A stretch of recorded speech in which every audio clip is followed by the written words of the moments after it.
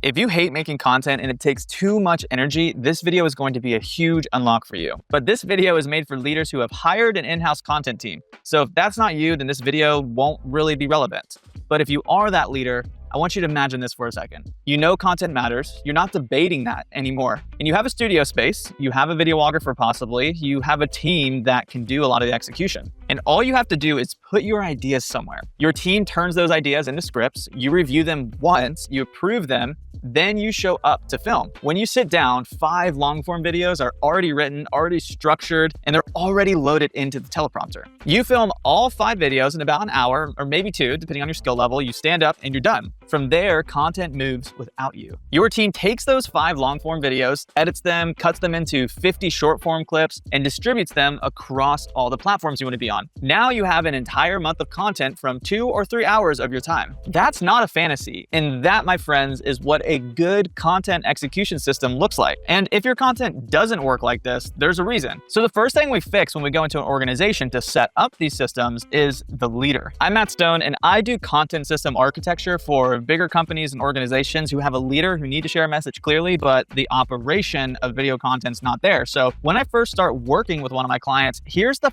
first thing we address. And there's a pattern I see over and over again in founder-led businesses. Content feels important, everyone agrees it matters, but somehow it never scales. And here's exactly the main issue. If content lives inside of the founder's head, it will never scale. So later in this video, I'm gonna go over why this happens and also give you a really good formula to follow to prevent it. So section 1, how this bottleneck forms. Most founder-led content starts the same way. The founder is clear in conversation, they're sharp in meetings, and they're compelling inside of a room with real people. But when it comes to content, everything still runs through them. They're the ones with all the ideas, the positionings, the opinions, and the voice. At first, it feels like strength, but over time, it becomes the constraint because the team can't execute what only exists internally. So content requires explanations, clarification, approval, rewrites, and slowly, execution starts to become a drag. So section 2, why teams get stuck. Here's what teams experience when content lives inside the founder's head. They get stuck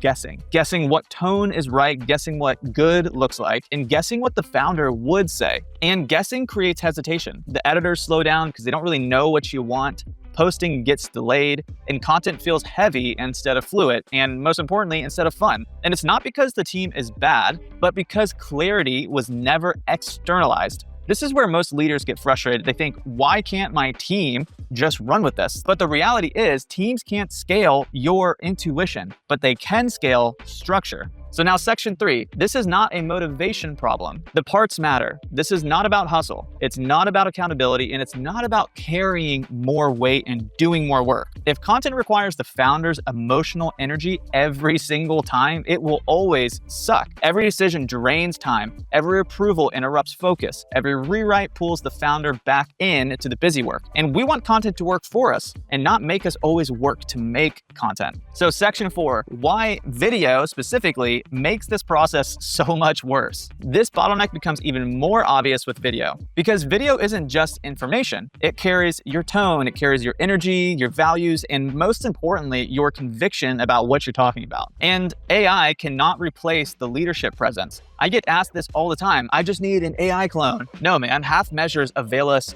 nothing. If you really want content to work, it needs to be from you and from your passion. Your energy needs to come through. But here's the shift most people miss. Showing up doesn't mean staying involved forever. It means translating what lives in your head into something your team can actually run. Section 5, the real fix, externalizing your clarity. Content can scale when leadership clarity leaves the founder's head and enters the system. And that looks like this: clear positioning, defined standards, shared language, and repeatable decisions. So the team doesn't need permission, they need understanding. When clarity is externalized, editors will move faster. The content feels more consistent, posting stops stalling, and the founders step out of the execution process, or step out of the weeds, if you'd say. The next section is what to do if you don't have a system yet. Now I want to make this practical. We design content systems and custom adapt them for the organizations that we work with. But if you don't have something like this yet, you can absolutely start building one on your own. because you really don't need fancy software. You don't need a massive team. You just need one shared place where all of your ideas live and your team can see them. We love using Notion for this.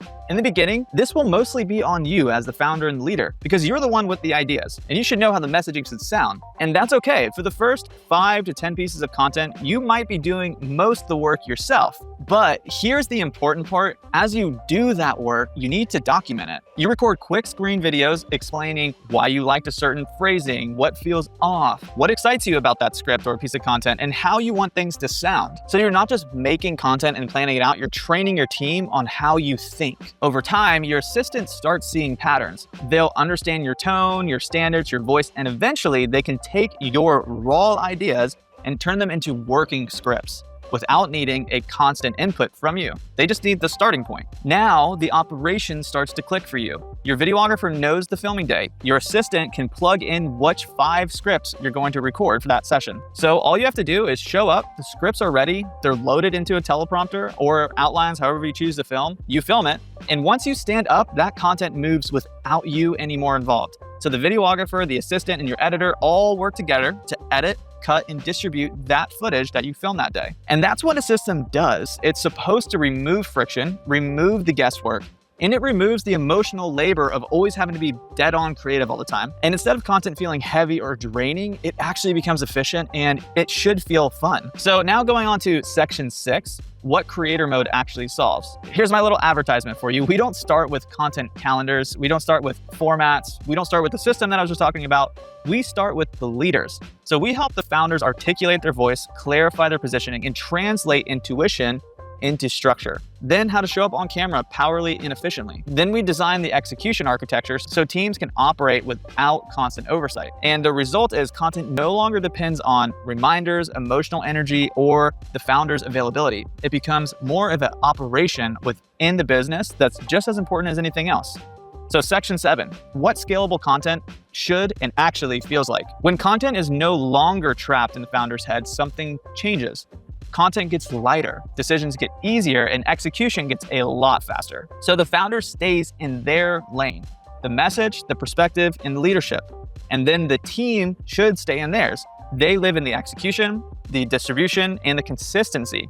So that becomes your leverage. So if content only works when you're personally involved, it's not a system. It's a dependency that will burn you out over time. And if the content always only lives in your head, it will always cap growth. Scalable content requires something that most people just absolutely skip, and that is the leadership clarity translated into execution architecture. That's how content stops being such a fragile ordeal. So using a system and getting your thoughts out is how content will start to compound in your business. So if this reframed how you think about content, subscribe, like the video, or go deeper, reach out to me. Because content doesn't scale with effort, it scales with clarity and systems.